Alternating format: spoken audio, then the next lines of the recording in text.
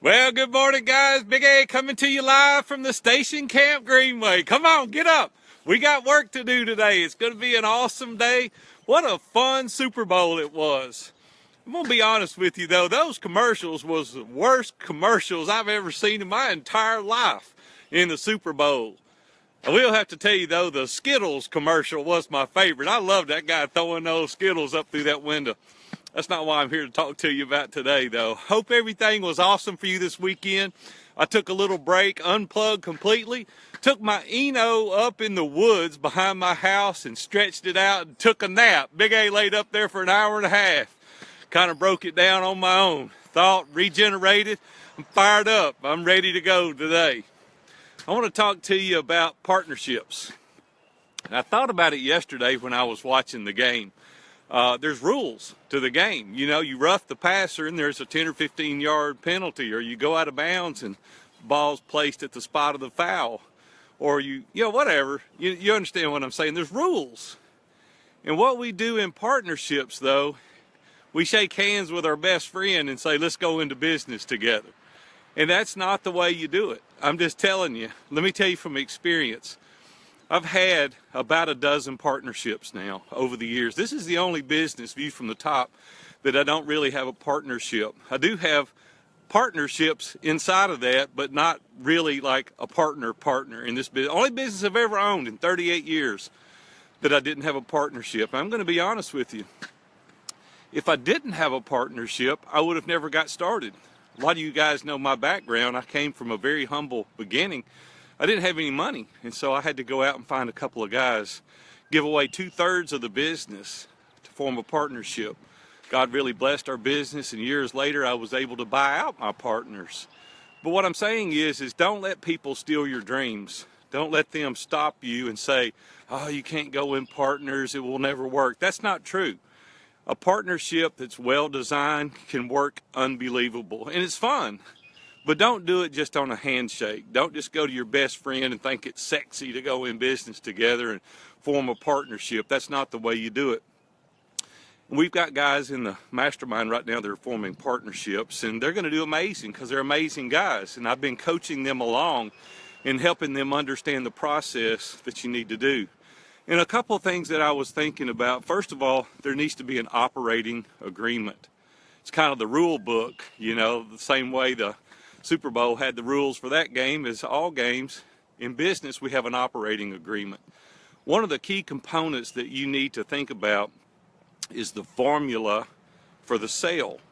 And what I mean by that is it's a lot easier to make these determinations when emotions are not flaring up and things are not going well, or things are going really good, and that's oftentimes when there's a problem. But just decide on the formula of the sale. And what I mean by that is multiple times earnings is what you're going to sell the business for in case you dissolve, or this many times EBITDA, or it doesn't even matter long as you have a formula and you know what you're going to do.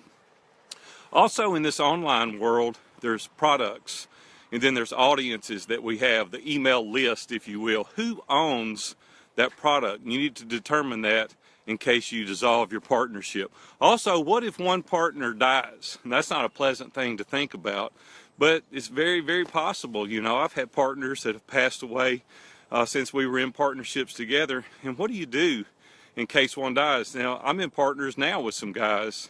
I don't want to be in partners with their wife, right? Nothing against their wife. It's just that I don't have a relationship with them, and I do the partner. So you need to determine what happens.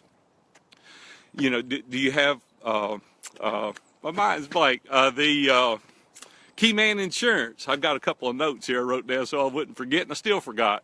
Key Man Insurance. It's very, very cheap. You can get term insurance, and I want to encourage you to do that on each guy. The evaluation at death also is something that you need to consider. Like if, Billy dies, how are we going to evaluate the business? Oftentimes when heirs get involved, they think the business is worth much more than what you are thinking it's worth. So you need to determine the evaluation at death. The other thing is the first right of refusal. Like, give the opportunity to the surviving partner. If you want to buy them out, you can.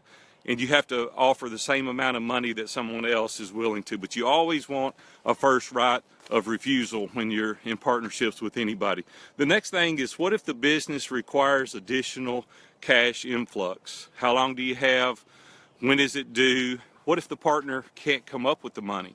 Now what do you do? See, these are all things that I don't want to paint a negative picture, but it's real things that happen in the business world. I've had them happen over and over and over. So what happens if you need a additional cash influx? How do you distribute the money? That's another thing, and I want to encourage you to have a percentage how you distribute the profits. Don't do it based on your need. A lot of people say, well, my needs are this and that. Well, that has no bearing whatsoever in a partnership. Your needs does not constitute a distribution from the way I see it. If I'm your partner, what we've got to do is establish a percentage of the income that's going to be distributed and when it's going to be distributed. Don't just say, well, we need money, we're going to take a draw. No, say do it by quarter, by month, by week. I don't care how you do that either. Just know when you're going to get the income. Just set a percentage. Put a percentage back into the business so you can grow the business as well. Clearly define your job roles. It's like, I don't know what I said, but I know what you heard. That's the kind of thing you'll get into. You need to clearly outline what your job roles and your responsibilities are. That way there's no confusion. I thought you were going to do this, and he said, no, I was going to. Clearly defined. You get the picture there. What happens if one partner falls on hard times? And I'm going to tell you, there can be divorce. 55% of the marriages in today in divorce, bankruptcy, a moral failure. What do you do in case that happens? You need to clearly spell that out in your operating agreement. If bankruptcy happens, divorce, a moral failure, whatever, you fill in the blank, but you've got to know what will happen there. A dispute clause. We all love each other until things start going bad or until there's a shortage in cash. The thing that I'm seeing today that's happening a lot in this online world, there's a lot of disputes when things start getting really good.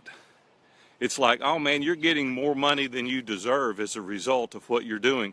You need to have a dispute clause, whether it be through arbitration, whether it be through a board of directors, trusted friends. You need to have some kind of dispute clause.